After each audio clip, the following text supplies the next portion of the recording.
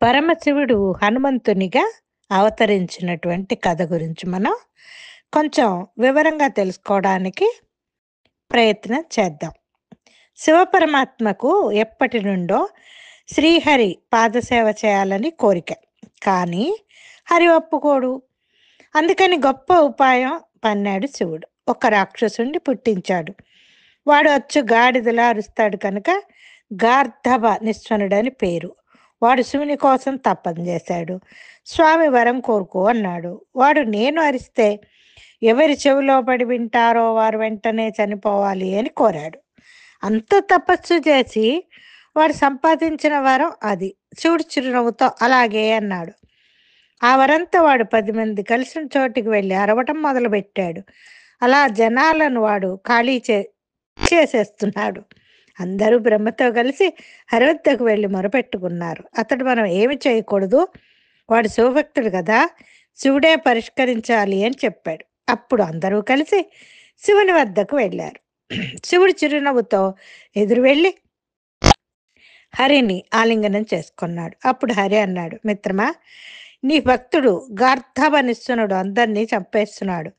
నువ్వే వాడిని శిక్షించాలి అన్నాడు. దానికి శివుడు, నా భక్తుడు అంటున్నారు కదా, నేనెలా చంపుతాను అన్నాడు.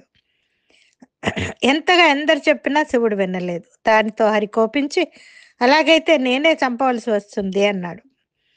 హరుడు కోపంతో అయితే ఇంకేం వెళ్ళి ఆ పని చూసుకోండి అన్నాడు. దానికి హరి, నీ పట్ల గౌరవం కొద్దీ వచ్చాం, నేను చంపలేక కాదు అన్నాడు.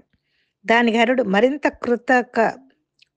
కృతజ్ఞతతో, అంటే కోపంతో, ఇంకొంచెం ఎక్కువ కోపంతో, నువ్వే కనుక నా భక్తుడిని చంపగలిగితే నీ కాళ్ళు కడిగి నెత్తిపై చల్లుకొని నీకు దాస్యం చేస్తాను. నువ్వు చేయలేకపోతే నా కాళ్ళు పట్టుకుంటావా అన్నాడు. రెచ్చగొడుతూ హరి సరే అన్నాడు. హరి చంపగలడని శివునికి తెలుసు. హరి ఇన్నాళ్లకు శివమాయలో పడ్డాడు. వెంటనే శివుడు, ఇదిగో దేవతలారా, ఓ బ్రహ్మ, మీరంతా సాక్ష్యం సుమా అని ఒప్పందాన్ని బలపరిచాడు. అందరూ వెళ్ళిపోయారు. ఏమైనా రాక్షసుని చావడం ఖాయమని అంతా సంతోషించారు. ఏమైతే ఏమైందిలే, ఎవరు చంపితే ఏంటి, ఆఖరికి రాక్షసుడు చావటం ఖాయం కదా అని మిగతా వాళ్ళంతా సంతోషించారు. శ్రీహరి ఒక మంచి సమయం చూసుకొని తాను తోడేలుగా అవతరించి ఆ రాక్షసుని వెనకే వెళ్ళి వాడి కంఠం కొరికేశాడు.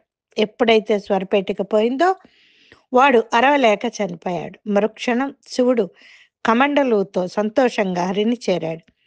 శివుని సంతోషం చూసేసరికి అర్థమైంది హరికి, ఇది శివమాయ అని. కాళ్ళు కడగకపోతే హరి దూరంగా జరిగాడు. వెంటనే శివుడు బ్రహ్మాదులను పిలిచి ఒప్పందం అమలు చేయించండి అన్నాడు. ఇక తప్పలేదు హరికి. శివుడు సంతోషంగా హరి పాదాలు కడిగి నెత్తిని చల్లుకొన్నాడు. నేటి నుండి నీకు దాసుణ్ణి అన్నాడు. వెంటనే హరి, ఇప్పుడు కాదు శివ, వచ్చే నా రామావతారంలో దాస్యం చేద్దు అని ఆ ఒక్క అవతారానికి మాత్రమే పరిమితం చేశాడు. వెంటనే పార్వతి, హరి, నేను వారి అర్ధదేహాన్ని కనుక నేను నీ దాసురాలి అవుతాను అంది. అప్పుడు హరి, సోదరి కాత్యాయని, నువ్వేం పందెం వేయలేదు, శివుడు నిన్ను పందెంలో ఒడ్డలేదు కనుక నువ్వు చేయడానికి వీల్లేదు అన్నాడు. హరి దానికి పార్వతి, సోదరా, నేను ఆయన్ని వీడి ఉండను కదా అన్నది. అప్పుడు హరి, సరే, నువ్వు స్వామికి తోకగా ఉండి భర్త దేహాన్ని వీడకు అన్నాడు. కనుక పార్వతీ కోసం శివుడు వాలంకల వానరంగా అవతరించాడు. హనుమ సర్వశక్తులు తోకలోనే ఉంటాయి. అది మహాశక్తి, పార్వతీమాత వైభవంగా చెప్తారు. జై శ్రీరామ్. సర్వే జనా సుఖినో భవంతు.